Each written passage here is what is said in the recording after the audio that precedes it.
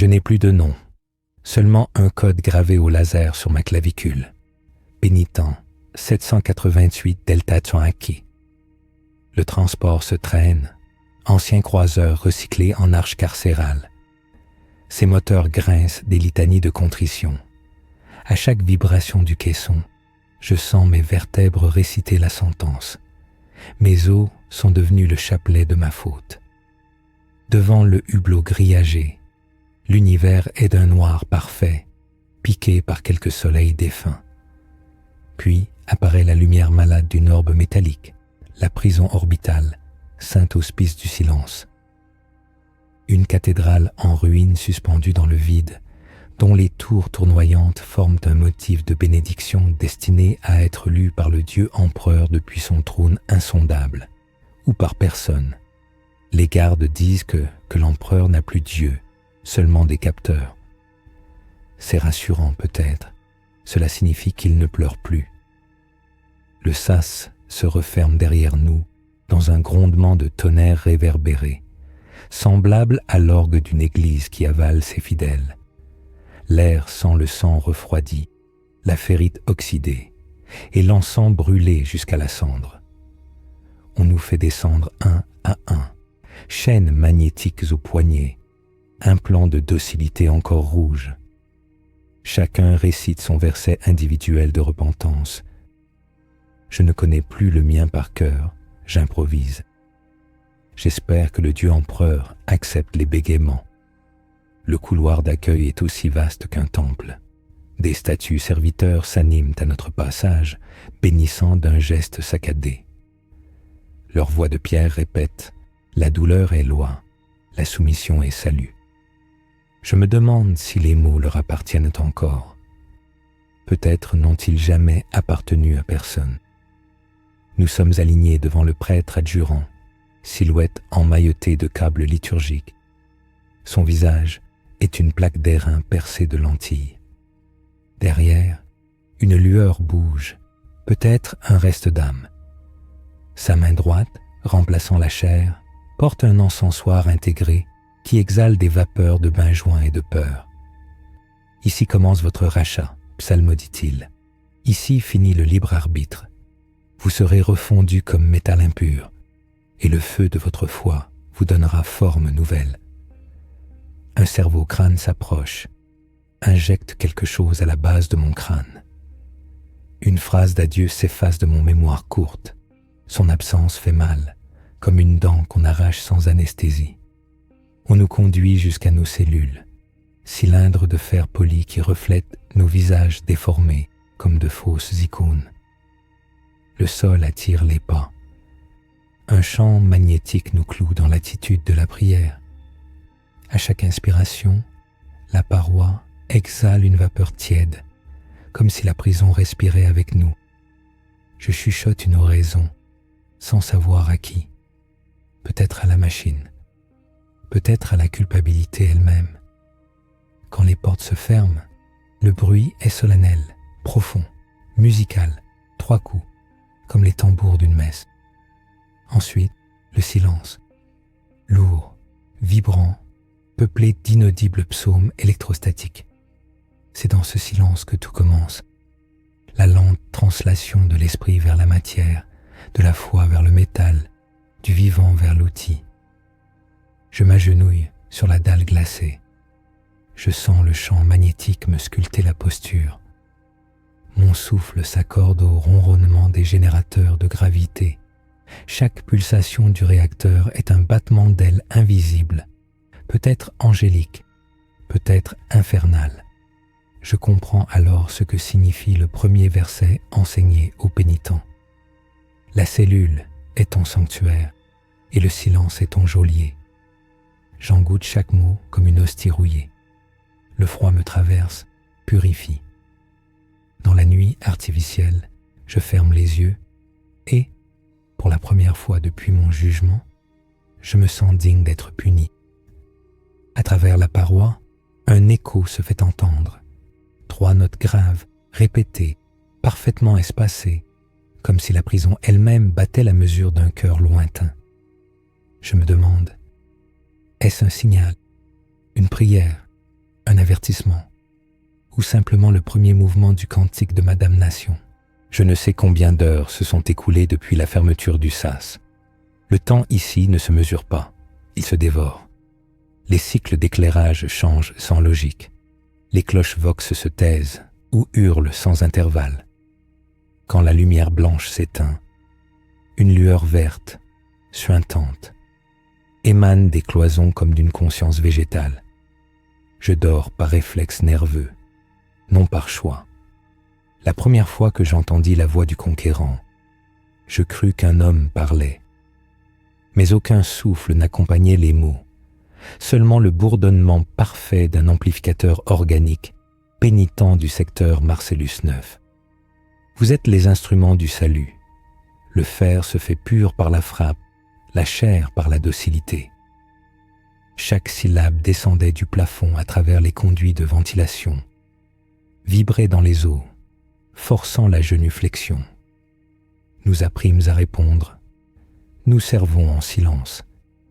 C'était moins une phrase qu'une réflexe pavlovien inscrit sous la langue. Aucun geôlier en chair n'entrait jamais. Des cerveaux-crânes flottaient, chargés d'encens et de capteurs olfactifs. Ils flairaient la peur, l'enregistraient comme offrande.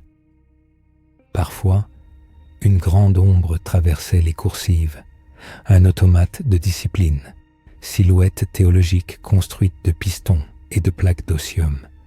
Ses articulations faisaient le bruit d'un rosaire qu'on brise lentement. L'un d'eux s'arrêta devant ma cellule. Un œil rouge scanna mon crâne, puis une aiguille sortit, toucha le tatouage de culpabilité. Il commenta sans émotion. Sonde active, péché stable. Puis il repartit. Le salut, ici, se résume à la stabilité d'un péché. Chaque jour, si ce mot a encore sens, la voix récite les homélies, de soumission litanie de logique et de folie mêlée. L'empereur est l'arsenal. Toi, cartouche de sa colère, tire-toi pour qu'il respire. Sous ces mots, un rythme industriel pulse, basse continue qui tisse le sol lui-même. À la longue, je sens mes pensées se synchroniser. La machine prêche plus profondément que n'importe quel prêtre humain. Ses psaumes se logent dans l'amygdale. Ses silences pèsent sur l'air comme le doigt d'un dieu mécanique posé sur des lèvres collectives. J'ai compris pourquoi on appelle cela le silence du conquérant. Ce n'est pas absence de son, mais excès de commandement. Tant d'ordres superposés qu'ils s'annulent et deviennent mutisme sacré. Entre ces couches d'autorité, la moindre idée personnelle se dissout comme poudre bénite dans l'acide. Un jour, la voix s'interrompit net. Aucune directive, aucune lecture publique des crimes, rien, sinon un bourdonnement vide, un orgue sans organiste. Le silence vrai, enfin. Ce fut insupportable. Alors chacun d'entre nous commença à parler tout seul, comme pour combler le vide. L'un récitait les motifs d'armes du régiment qu'il avait trahi. Un autre improvisait des prières absurdes. Béni soit l'empereur par la rouille, car la rouille est sa preuve. Moi, je murmurais mes souvenirs, bien qu'ils se floutent comme peinture sous la pluie. Il y avait un atelier, autrefois, où je peignais des icônes pour l'ecclésiarchie. J'y croyais encore à la beauté. Maintenant, chaque nuance de couleur me paraît blasphématoire. Ici, tout est gris. Donc, tout est vrai. La voix revint 12 heures ou 12 ans plus tard. Elle déclara « Le test du vide est achevé. Le silence a révélé les esprits faibles. Les falaiseux seront extraits pour réparation. » Des portes s'ouvrirent le long du couloir. Pas la mienne. J'entendis des pas, des pleurs, puis le claquement d'un champ énergétique qui se referme sur des corps. Après cela, le conquérant chanta un nouvel hymne, plus doux, presque maternel, et je crus percevoir sous la modulation un refrain humain, une voix de femme, chancelée entre la tendresse et la douleur. Je sus alors que la machine avait ajouté une tonalité biologique, peut-être la voix synthétisée d'un ancien gardien mort, coagulé dans le circuit. Chaque prison de l'impérium possède son saint patron. La nôtre est sans doute cette voix. Elle ne commande plus, elle berce. Elle ne punit plus, elle caresse la conscience jusqu'à ce qu'elle se dissolve. Le silence du conquérant n'efface pas la faute. Il la sculpte jusqu'à ce qu'elle devienne liturgie. Quand je ferme les yeux, j'entends dans la fréquence basse un battement de cœur non humain. Et dans la superposition des échos, un murmure discret. Souviens-toi que tu appartiens. Alors je me tais et le conquérant parle à travers mon souffle. La rumeur courait depuis longtemps, étouffée par les ventilations et les murmures. La prison respire. Je pensais alors qu'il s'agissait d'une métaphore, une exagération des anciens détenus, pour donner un sens mystique à leur captivité. Pourtant, lorsqu'un soir, ou un cycle local de semi-obscurité, j'appuyais la tempe contre la cloison, j'entendis un son intérieur, non mécanique, un battement humide, mesuré comme celui d'un cœur endormi. Au matin, si l'on peut nommer ainsi la variation de luminosité bleutée qui précède les litanies du conquérant, la paroi près de moi s'était assombrie. Une chaleur animale en émanait. Le métal s'était couvert de fines veines rosâtres, pulsant selon une cadence presque harmonique. La prison ne se contentait plus de surveiller nos âmes, elle assimilait nos corps. Les cerveaux-crânes patrouillaient en silence, fusionnant parfois avec les parois. Leurs câbles se mêlaient à ces nouvelles excroissances organiques. Certains pénitents juraient que, durant la nuit, on les avait nourris d'une substance laiteuse venue d'un conduit mural. D'autres montraient sur leur peau des marques identiques à celles qui apparaissaient sur les tôles, comme si la frontière entre chair et structure s'effaçait doucement. Un matin, je découvris au pied de ma couche une offrande ou un avertissement. Un morceau de paroi s'était décollé, tiède et souple, ressemblant à du cartilage sanctifié. Je le touchai par curiosité. Aussitôt, un spasme me parcourut le bras, une décharge de prière muette qui fit fuir le sang de mon visage. J'eus la sensation d'avoir violé une chose sacrée ou d'avoir caressé un Dieu endormi. La voix du conquérant ne commenta pas cette métamorphose. Elle continua ses homélies avec un ton égal. La matière docile glorifie son architecte. Faites de votre cellule votre chair, et de votre chair un autel.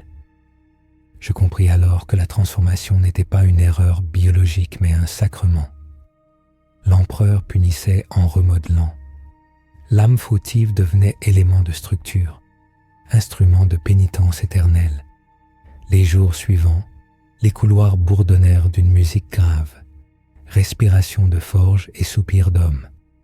Les jointures du sol s'écartèrent légèrement à chaque pulsation, comme si les dalles inspiraient. Ce rythme m'atteignait au sternum. Il ne me quittait plus. Puis il y eut la nuit des naissances. Les portes se verrouillèrent. Un chœur d'alarme descendit des voûtes, transformé bientôt en cantique polyphonique. Au centre du bloc, un trou s'ouvrit, révélant non pas un conduit d'évacuation, mais une gorge palpitante. Des silhouettes y descendirent, happées sans résistance, parfois de leur plein gré. Le conquérant proclama « Ceux dont la foi est pure rejoindront la coque pour renforcer l'édifice. » Et réellement, le métal vibra de plaisir lorsque les corps disparaissaient, quand la lumière revint, un parfum d'ozone et de chair rôtie emplissait l'air. Les murs luisaient d'une patine neuve. Je remarquai, en comptant les fentes de ma cellule, qu'une nouvelle s'était ajoutée, fine, respirante, exactement à la hauteur d'une bouche humaine. En m'en approchant, j'ai cru sentir un souffle doux contre ma peau. Depuis, je rêve éveillé de devenir utile ainsi. Peut-être fait-on de moi un pilier de support, ou une entrée d'air sanctifié. Je me surprends même à fredonner la cadence ventriculaire du complexe. Mon thorax suit le rythme sans effort, comme si l'ancien cœur du bâtiment battait désormais en moi. Certains résistent. Ils se bouchent les oreilles, refusent d'absorber la liqueur nutritive qui suinte des murs. Ils maigrissent, se dessèchent, puis disparaissent. Aspirés dans quelques replis organométalliques sous leur lit, nul ne pleure. Chaque absence rend la respiration du complexe plus régulière. Ce matin, si ce mot veut dire quelque chose ici, lorsque j'ai posé ma paume sur la cloison, la paroi a palpité en retour. Ce contact fut si intime que j'ai pleuré. J'ai compris. La prison n'est plus extérieure à nous. Nous formons ensemble un seul organisme priant, endormi, coupable et divinisé. Dans le silence vibrant, je perçois maintenant une nouvelle phrase gravée dans les battements même du métal chair. Ce n'est pas toi qui t'es enfermé, c'est moi qui t'ai absorbé. Je ne sais qui parle, le conquérant, la prison, ou l'empereur lui-même réincarné en osmium et en souffle recyclé. Mais j'incline la tête. Si ma cellule me respire, peut-être suis-je enfin pardonné. À présent, la respiration de la prison rythme mes veilles. Chaque coup de piston, chaque soupir de tôle est devenu prière collective. Nous, les pénitents, travaillons à même sa chair. Elle nous fournit la matière, nous lui offrons notre sang. Ainsi s'exerce la doctrine, le travail comme offrande, la douleur comme absolution. Chaque cycle, des bras mécaniques descendent depuis la voûte pour désigner ceux qui seront utilisés. Les élus, c'est-à-dire les plus dociles, se prosternent. Les autres sont saisis sans ménagement, traînés vers la salle d'usinage, le cœur battant de Saint-Hospice du silence. Là-bas, souffle la forge liturgique. Je m'y rends aujourd'hui. Le sol est couvert d'une pellicule de rouille mêlée d'encens.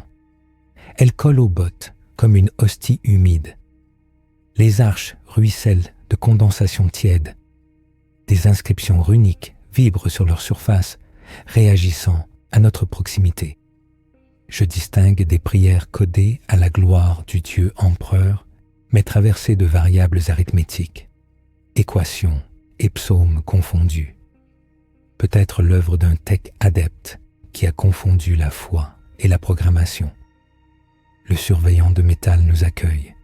Sa tête est une cage d'os polluée, son torse une cloche inversée remplie d'encens brûlant. Sa voix résonne à l'unisson de la forge. Façonner la contrition, chaque tôle doit pleurer.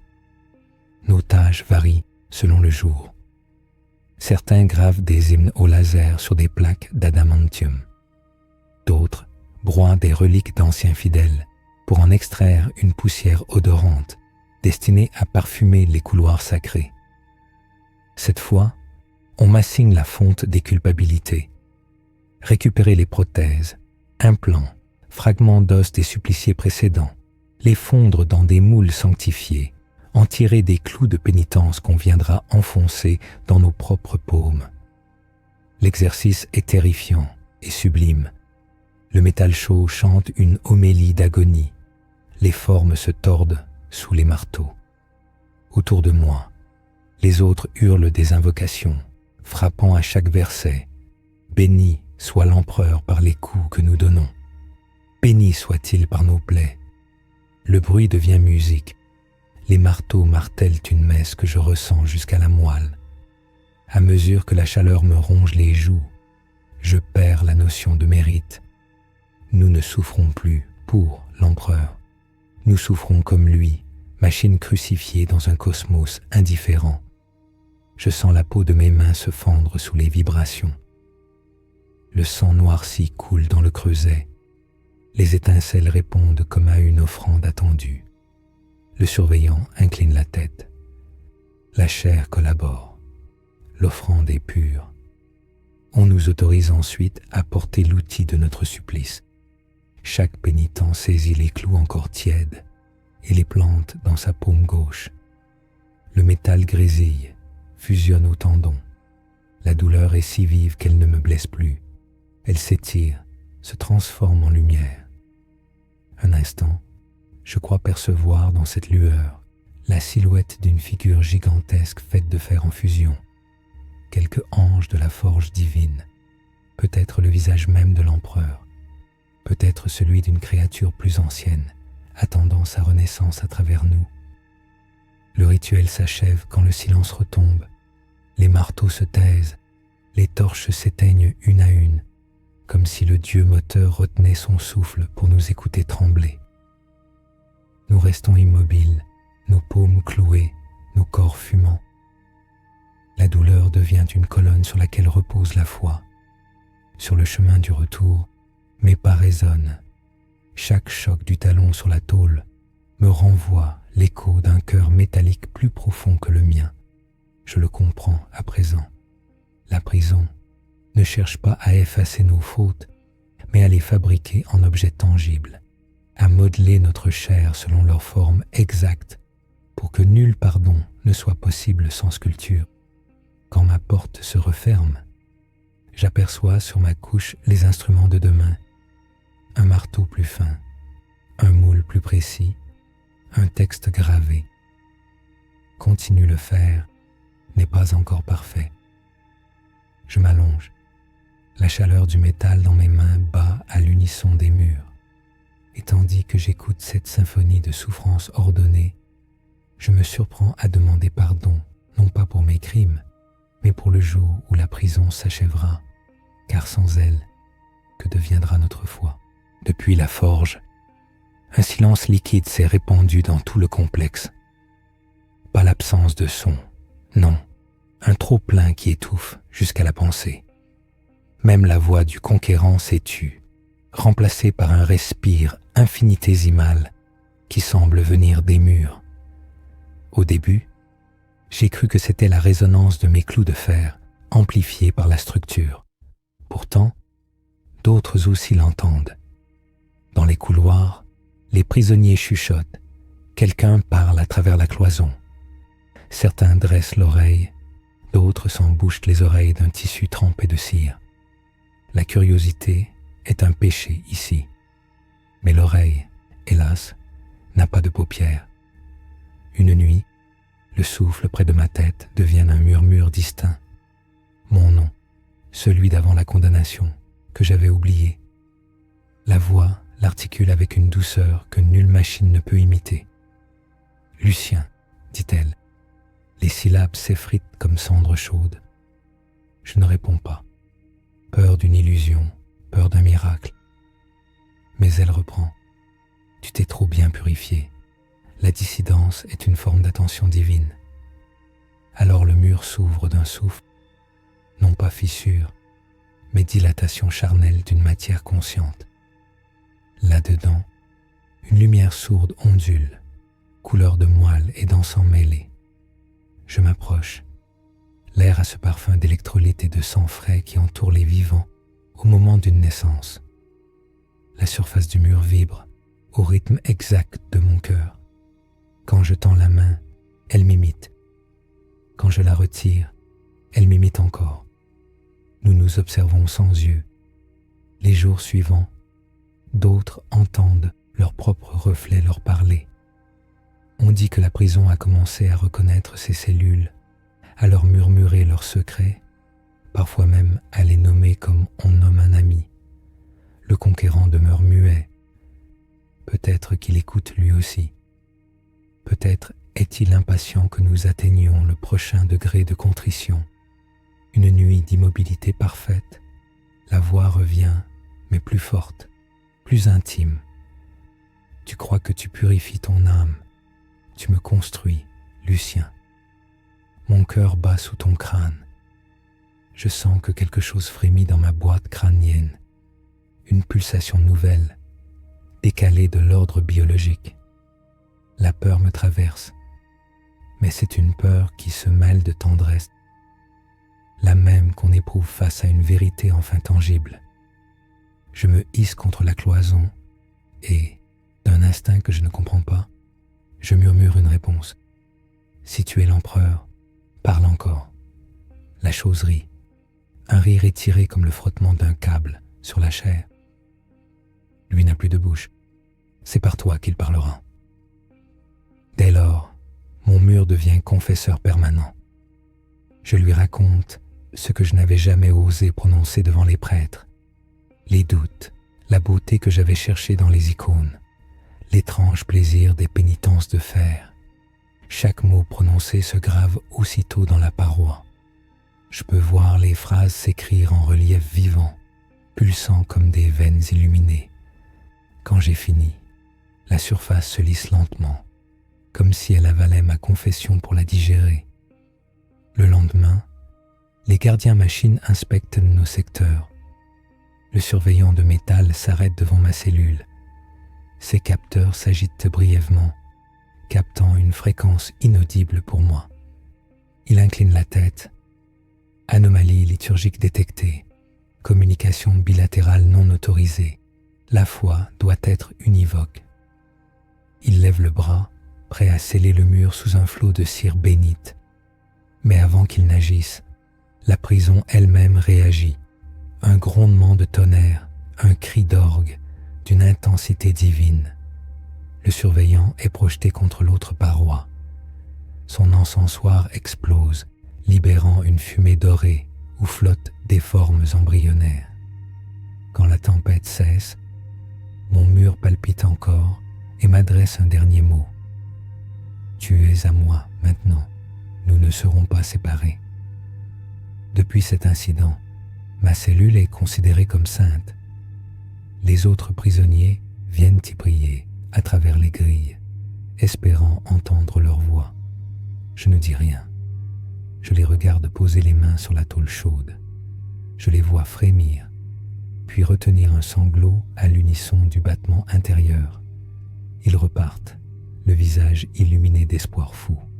Quant à moi, je ne sais plus s'il s'agit d'une révélation ou d'une contamination. Mais chaque fois que je respire, le mur respire avec moi, et la cellule tout entière s'accorde à mon souffle. Et dans ce murmure infime où nos deux voix se confondent, j'entends la promesse d'un réseau plus vaste, comme si toutes les parois de Saint-Hospice murmuraient désormais le même nom. Un nom qui n'est ni celui de l'empereur, ni celui du conquérant, mais quelque chose d'antérieur, d'infiniment ancien, venu rappeler que toute prison, pour exister, a besoin d'un cœur. Un cycle indéterminé plus tard, la lumière se dérégla. Nous travaillions encore à graver les plaques de repentance lorsque les néons vacillèrent. Un battement, deux, puis plus rien. L'obscurité tomba soudain, épaisse, habitée. Même la respiration de la prison sembla se retenir. Le noir se fit total, sauf une brume pâle qui suintait par les interstices. Un éclat violacé, couleur d'orgueil et de blessures fraîches.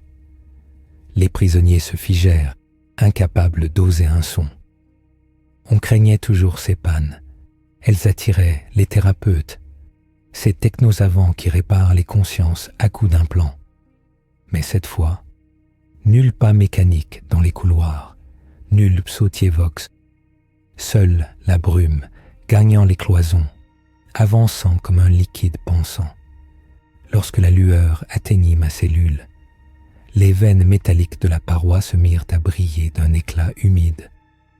Le mur, mon mur, palpitait d'une joie que je sentais dans mes gencives, jusque dans les racines des dents. La voix qui s'y logeait jadis parla de nouveau, mais changée, plus ample, comme si des milliers de voix s'étaient accordées dans une seule gorge. Lumière, Lucien, ouvre-toi. Ce que tu craignais n'était que ton propre reflet. La clarté se fit intense, non pas lumineuse mais sensorielle.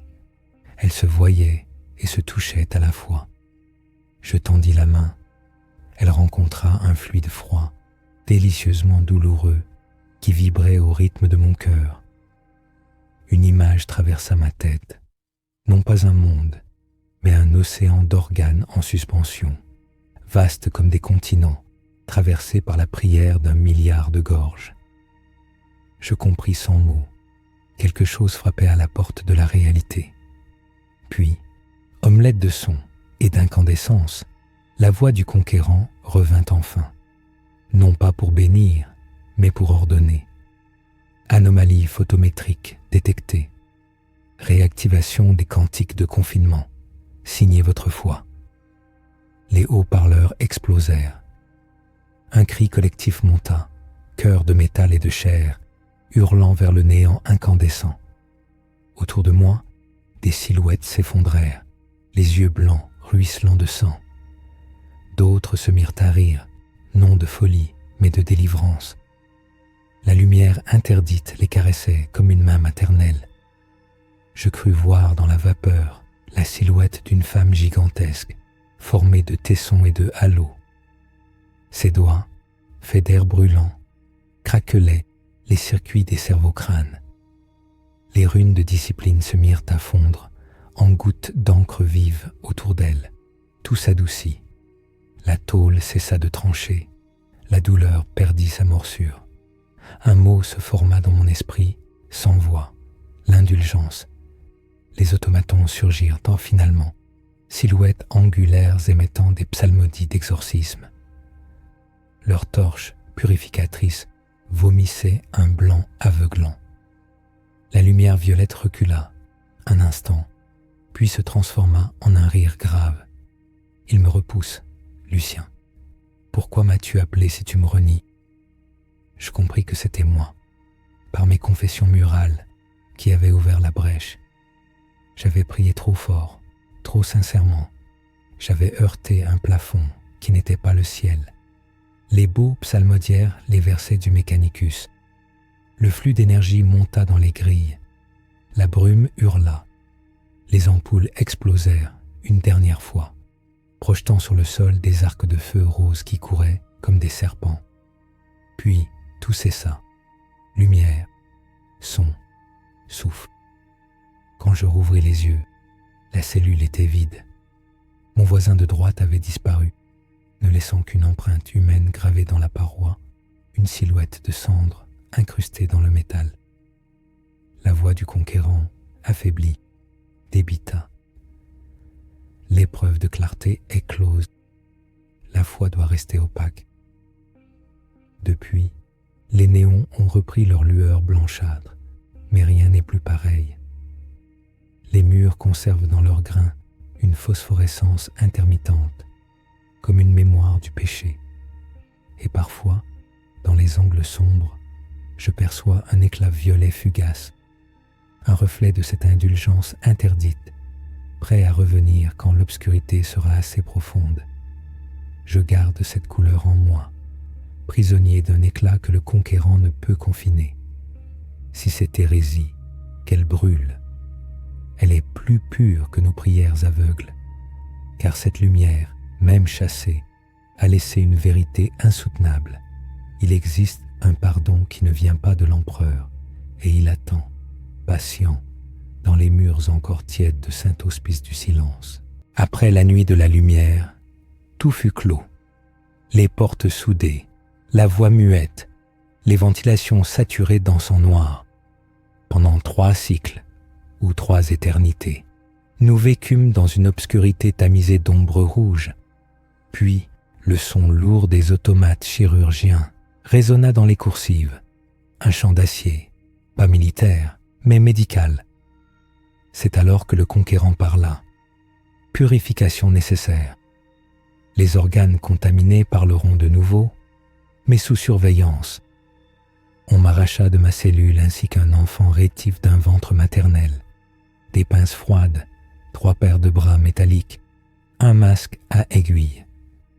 Je fus conduit à travers un escalier en colimaçon jusqu'à l'officine de pénitence, une pièce si blanche que la lumière semblait y saigner. Le surveillant de métal y officiait encore, mais il portait désormais une couronne d'instruments, scie fine, scalpel pinceau, lame rituellement affûtée. Autour de lui, 20 formes suspendues, des frères et sœurs ouverts de la gorge au nombril, en prière, leurs viscères connectés à des câbles phosphorescents. Leur sang faisait tourner un petit moulin à eau, un dispositif qui diffusait un psaume en boucle. Ainsi la souffrance devenait énergie liturgique. On m'allongea sur la table. Les lanières sentaient la cire et la peur ancienne. L'une d'elles portait des traces de dents. J'ai pressenti que j'allais y ajouter les miennes. Le surveillant approcha un encensoir fumant d'huile antiseptique et murmura : « Tu as regardé la fausse lumière. Elle se nourrit des pupilles croyantes. Il faut refermer. » Puis la lame s'enfonça sous mon œil gauche. Je ne sciais pas. Il y eut un éclair de douleur si vaste qu'il devint paisible. La table vibra, les tubes chantèrent. J'avais cessé d'être un patient pour devenir instrument. Chaque coupeau était justifié par une prière automatique. Ainsi le muscle comprendra la loi. Quand il ouvrit mon torse, j'entendis le crépitement d'un fer sur une brûlure. Mais c'était mon sternum qu'il marquait d'un sceau. Un circuit pieux, une rune photoluminescente. Je me souviens du moment où la douleur se fit douce. La voix de mon mur, celle que j'avais trahie, revenait, très loin, à travers le métal. Ne le laisse pas te refermer. Laisse-moi entrer. Ensemble, nous serons saints d'une autre sainteté. J'ai voulu crier, mais mon larynx était branché à un orgue respiratoire. Chaque note que je produisais devenait un mot de leur rituel. Je participais à ma propre chirurgie. Quand le surveillant eut fini, il contempla mon abdomen ouvert et s'exclama : « Le patient est stable et repentant. » Puis, il introduisit dans ma poitrine un cylindre fin, dont la surface vibra comme un diapason. Une prière solidifiée. Ses dernières paroles avant l'anesthésie furent : « Ce cœur nouveau ne battra qu'au rythme du conquérant. Tu seras temple et clé. » Je perdis connaissance. À mon réveil, le monde respirait à nouveau mais différemment. Mon torse était strié de plaques magnétiques reliées à la paroi. Mon souffle déclenchait un écho dans toutes les cellules voisines. Chaque inspiration de ma part engendrait une réponse collective. Nous étions devenus un chapelet vivant, chaque prisonnier une perle, et la prison la main qui tire le fil. La voix du conquérant nous félicita pour notre humilité reconstruite. Sa tonalité avait changé, plus basse, plus charnelle. Je reconnus quelque chose du murmure ancien dedans, comme si les deux entités avaient fusionné, la machine et la lumière. Désormais, nos corps sont leurs stèles. Nous réparons les murs qui respirent avec nos artères. L'officine de pénitence n'est plus une salle. Elle est partout où le sang circule.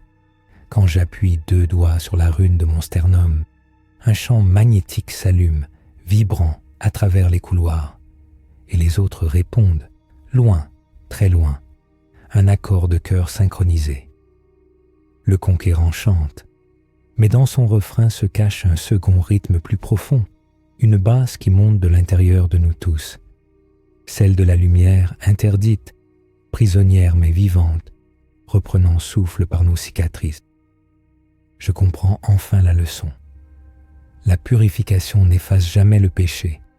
Elle le grave en lettres de chair pour que rien ne s'oublie.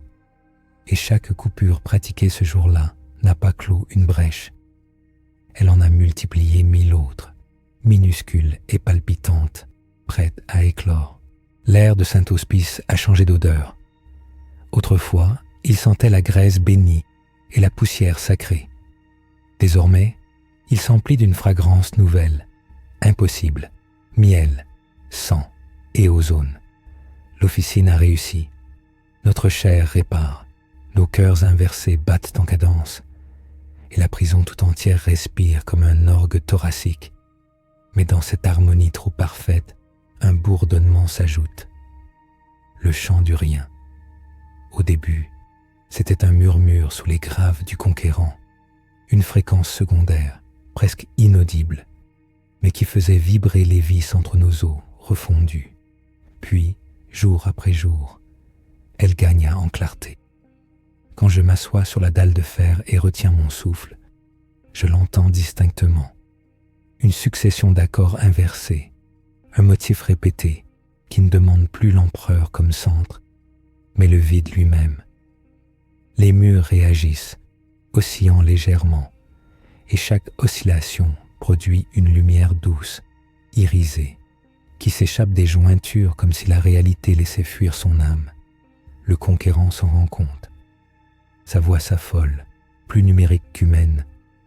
Anomalie doctrinale, dissonance de culte, instrumentaliser la foi, recomposer la gamme sacrée. Mais ses ordres se perdent dans l'écho. La prison chante désormais par elle-même. Les gardiens machines ont tenté une procession d'exorcisme. Ils ont creusé dans leur poitrine des réservoirs d'encens. Le sol s'est couvert d'une brume rouge. Leur marche rythmée frappait le sol en contretemps des pulsations murales. Je regardais leurs gestes rigides, leurs torches bénites, traçant des croix de feu au-dessus de nos têtes, et j'ai compris qu'ils dansaient sans le vouloir, avec la même mesure que la dissonance qu'ils voulaient étouffer. La lumière interdite, celle que j'avais effleurée, revint dans ses failles auditives. Elle se fit son avant d'être visible, un crescendo qui s'insinue dans les crânes, comme la montée d'une marée psychique. Les plus anciens parmi nous tombèrent à genoux. Leurs voix se mélangèrent à celles du conquérant, créant un chœur polyphonique insoutenable. Les notes produites n'appartenaient pas à la physique. Elles entraient comme des aiguilles derrière les yeux, s'y plantaient, transformant la douleur en joie absolue. Je vis le surveillant de métal s'écrouler. Ses lentilles éclatées laissaient filtrer une lueur mauve. Dans le même instant, la machine psalmodia. Reconnaissance, nouvelle symphonie, titre, cantique du néant, auteur, collectif carcéral uni. Nous étions devenus compositeurs. Notre souffrance, orchestrée depuis des années, avait trouvé sa propre mélodie, une musique sans sujet ni commande, un art interdit, enfin libre. Et le plus terrible, c'est que le son était beau. Par les conduits, il s'étendit à tout le complexe. Les portes magnétiques se mirent à vibrer comme des cymbales d'airain. Les chaînes se tordirent sous la résonance. À chaque onde, des étincelles traversèrent la chair, non comme brûlure, mais comme illumination. Je me sentis devenir transparent. Mon sang, translucide, laissait passer une lueur ovale de l'intérieur vers l'extérieur. Alors, la prison parla avec 1000 voix. Le néant n'est pas absence, il est l'intervalle entre deux cris. Je répétais cette phrase sans la comprendre. D'autres prisonniers la reprenaient, formant un canon, chantant à l'unisson de la structure. Nous avions aboli la hiérarchie. Plus de gardiens ni de détenus, juste la masse vibrante d'âmes accordées à la même fréquence. Le conquérant tenta encore de reprendre contrôle. Sa voix surgit, distordue. « Arrêtez, vous ne savez pas ce que vous invoquez. » Mais il n'était déjà plus qu'un motif parmi d'autres, intégré au chant. Je crois que c'est là que la foi a cessé pour se changer en pure musique. Il n'y avait plus de texte, plus d'idées, juste un océan sonore. Les ondes se chevauchaient, formant des architectures d'énergie. Par-dessus nous planait la silhouette que j'avais vue jadis, la femme de lumière, sa forme composait la mesure. Autour d'elle, la matière dégénéra en poussière lumineuse. Puis, comme surgit une dernière note très grave, toute chose vibra jusqu'à la transparence, et soudain tout s'arrêta. Silence absolu, pas même le battement de nos cœurs. Je crus mourir, mais non. C'était la respiration différente du monde, celle du néant lui-même après son premier soupir. La prison avait chanté, et l'univers avait répondu. Je restais debout, les doigts tremblants, incertain si ce cantique nous menait vers la damnation ou la délivrance. Mais pour la première fois depuis mon jugement, Je n'avais plus peur, car dans le silence après la dernière note, je sentais encore dans l'air une promesse. Le néant venait d'apprendre à prier. Le silence n'était pas la fin. C'était une attente. Chaque chose, la moindre vis, le moindre souffle des prisonniers, semblait suspendu à ce qu'allait être la note suivante. Puis le monde reprit, mais dans un registre plus grave. Les murs de Saint-Hospice vibraient à nouveau, intervalle d'une octave plus bas, comme si la prison se décrochait lentement du réel. Je me tenais au seuil de ma cellule, incrédule. Les portes n'étaient plus hermétiques. Leur métal se dilatait, se recroquevillait, respirant comme une peau surchauffée. Au-delà, les couloirs n'existaient plus que par intermittence. Entre deux clignotements de lumière, on entrevoyait autre chose, des cavernes de vide pur constellées de poussière phosphorique. La prison se dépliait sur un espace qu'elle n'avait pas le droit d'occuper. La voix du conquérant tenta de reprendre le contrôle. Procédure de confinement, recomposition du vecteur de foi. Mais elle bégaya, chacune de ces syllabes éclatant en fragments lumineux qui flottaient autour de nous comme des lucioles brûlées. Les ordres se changeaient en musique, les injonctions en prières. Les prisonniers quittèrent leurs cellules sans y être invités. Certains avançaient les yeux fermés, d'autres pleuraient de joie. Le chant du néant continuait dans leur tête, une basse constante qui accompagnait chaque pas. Je les vis déposer les chaînes au sol comme des guirlandes d'argent.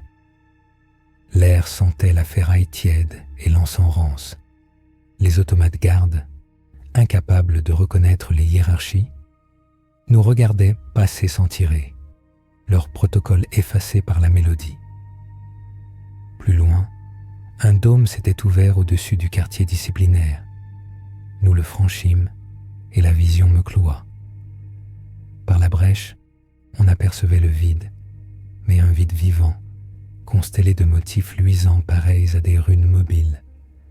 Les étoiles brillaient à travers un filtre mauve. La lumière interdite revenait, entière, libérée. Les champs d'énergie entourant la station fluctuaient comme des voiles de soie. Chaque pulsation de l'espace produisait un son, une note du cantique prolongée par le cosmos. Je sens alors le cylindre implanté dans ma poitrine se mettre à vibrer. Une chaleur monte dans mes bras, mes yeux. La voix murmurée que je croyais perdue réapparaît, douce et terrifiante. « Lucien, tu m'as laissé entrer. Maintenant, ouvre la porte. » Je regarde mes paumes cicatrisées, les clous de fer rougis qui y sont fichés. Ils pulsent en rythme avec la lumière extérieure. J'entends un mot, ou peut-être une incitation. Dirige. Ma respiration détermine le tempo. Chaque battement d'éviter déclenche une onde dans la structure. Autour de moi, la prison réagit. Ses voûtes s'écartent, ses câbles d'alimentation se crispent, hissant des pans entiers vers l'espace. L'édifice se déplie, fleur mécanique de repentir, offerte au néant. Les prisonniers hurlent de ferveur. Nous flottions maintenant. Plus rien ne nous retient au plancher. Nos voix se mélangent à la vibration cosmique. Entre deux respirations, je vois l'image de la lumière matérialisée. La femme de brume, faite de nos anciennes peurs. Ses bras se déploient, touchent les arcs brisés, et tout devient souple comme chair tiède. Je comprends trop tard, ce n'est pas la délivrance, c'est la traversée. Le vide que nous ouvrons ne mène pas à la libération, mais à une dimension de volonté pure. Nous ne partons pas. Quelque chose vient. Le conquérant aboyait encore, résidu fantomatique. Fermeture impossible, barrière rompue, morale, échec. Puis, sa voix s'éteignit pour de bon. L'air se raréfie, mais au lieu de suffoquer, j'inspire plus profondément. Je sens le vide entrer dans mes poumons, glacer le sang, sublimer chaque globule. Les corps autour de moi deviennent translucides. La lumière passe à travers eux comme à travers du verre coloré. Certains explosent en silence, se changeant en poussière phosphorescente. D'autres se liquéfient. Leur forme coule jusqu'à devenir des ruisseaux de lueur mauve sur les dalles flottantes. Je ris, ou peut-être je prie. Au-dessus du vacarme des transformations, la voix intérieure me souffle. Voilà ton œuvre. Tu as réuni la chair et la foi, la douleur et la beauté. Nul empereur n'aurait osé. Tu l'as fait. Je réponds sans bouche. Et maintenant? Alors la lumière envahit tout, fendant la prison comme une graine mûre. Les murs se retournent. L'intérieur devient l'extérieur. Sous mes pieds, l'univers se déploie en spirale, un éventail gigantesque de matière et de souvenirs. Chaque fragment de Saint-Hospice se change en note, chaque âme en écho, et moi, au centre. Je sens la vibration du tout traverser mon abdomen, remplacé par le cylindre liturgique. Le dernier ordre m'arrive, non de la voix, mais du néant lui-même. Expire. Je souffle. La station éclate, s'ouvre en une rosace de lumière visible depuis tout le système. À travers elle, l'espace respire. Et du souffle que j'exhale s'élève une tonalité nouvelle, étrangère à toute mesure humaine, le premier accord d'un monde qui n'a pas encore été créé. Je n'ai plus de corps. Je flotte dans un océan de cendres lumineuses où chaque particule fredonne un fragment du cantique. Sous moi, l'ombre arrondie de Saint-Hospice du silence s'effrite lentement. La vaste fleur de métal que fut notre prison se disperse en pétales incandescents. De son cœur jaillit ce que les fidèles auraient nommé un miracle, un vortex de lumière en rotation, spiralant vers le vide, où les restes des prisonniers et des machines s'unissent en une gerbe de pure prière. Je vois les échos. Le conquérant, réduit à une sonde rougeâtre, tourne encore, murmurant sans fin un dernier interdit. Aucune issue, aucune issue. La voix de la lumière, elle, se mêle à ce cœur, plus calme qu'autrefois. Tout est fidèle, même la désobéissance, me souffle-t-elle. Je comprends alors. Le néant n'a jamais été l'opposé de la foi. Il en était l'inspiration oubliée, la note manquante qu'il fallait enfin oser jouer. Déjà, le système solaire s'incline vers le phénomène. Le soleil distant pulse comme si lui aussi voulait participer à la musique. Les astéroïdes tracent des cercles parfaits, reflétant la lueur pour former une nef cosmique. Quelque part, les relais impériaux enregistrent cette flambée d'énergie. Ils l'étiquetteront anomalie hérétique. Bientôt viendront les croiseurs, les prières d'exterminatus, les bombes virus. Ils effaceront tout, croyant purifier. Ils ne comprendront pas que la purification a déjà eu lieu. La foi a brûlé si fort qu'il ne reste plus que son empreinte. Moi, survivant dispersé, je me ressens distribué à travers les ondes. Chaque souffle de vide est une cellule de ma nouvelle chair. Mes pensées ne forment plus des mots, mais des harmoniques. J'observe les flammes s'éteindre. Sous les cendres, les restes de nos clous, de nos os et de nos psalmodies se déposent sur la surface gelée d'un monde voisin. Là, lentement, la poussière s'assemble. De minuscules sphères nerveuses apparaissent, chacune portant en elle le souvenir du conquérant et de la lumière, de futures graines d'obéissance ou de blasphème. Qui pourrait le dire? La lumière me parle encore, très bas. Repose-toi, le cycle reprendra. Chaque silence engendre un nouveau chant. Je voudrais lui répondre, mais je suis devenu précisément ce qu'elle décrit. Je suis ce silence épaissi, prêt à résonner au premier souffle d'un nouveau croyant. Déjà, au fond du néant, d'autres sons s'élèvent, peut-être des voix humaines, peut-être les échos d'une autre civilisation assez naïve pour penser pouvoir extraire beauté de douleur. Je reconnais la mélodie. C'est notre motif, simplifié, feutré, adapté, le vieux cantique reformé en berceuse. Ainsi va la foi, elle se corrompt vers la tendresse. Quand les flottes inquisitoriales arriveront, elles ne verront qu'un anneau de débris. Elles feront le signe de l'aigle, elles prieront pour nos âmes dissoutes, elles déclencheront la purification par le feu. Mais à travers ce brasier, le vortex repoussera la flamme et jouera la dernière note. Un souffle pur, presque inaudible, qui traversera leur vox récepteur et se propagera comme une bénédiction invisible à travers l'Astronomicon. Moi, Lucien, dernier pénitent, je laisse ma conscience s'incliner devant cette immensité. Je songe à ce que fut la prison, un temple inversé, un cœur de chair enfermé dans le fer, et je souris, si tant est que le vent solaire sache sourire. La douleur m'a fait prêtre, le silence m'a fait Dieu, et la cendre que je suis devenu prie encore.